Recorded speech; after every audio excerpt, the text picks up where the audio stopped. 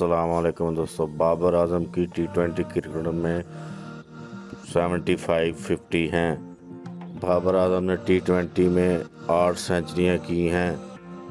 बाबर आजम के T20 cricket में दुनिया में तेज़ तरीन 9000 रन्स हैं। बाबर आजम बनना कोई मजाक नहीं है। बाबर आजम की कप्तानी में पाकिस्तान ने 38 मैचेस से 31 मैचेस जीते हैं।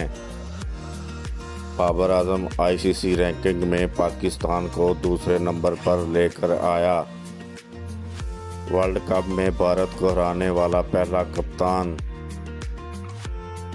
बाबर आजम की कप्तानी में पाकिस्तान ने T20 का सेमीफाइनल और फाइनल खेला। बाबर आजम और रिजवान की पार्टनरशिप 209, 302, 197, 194, 187,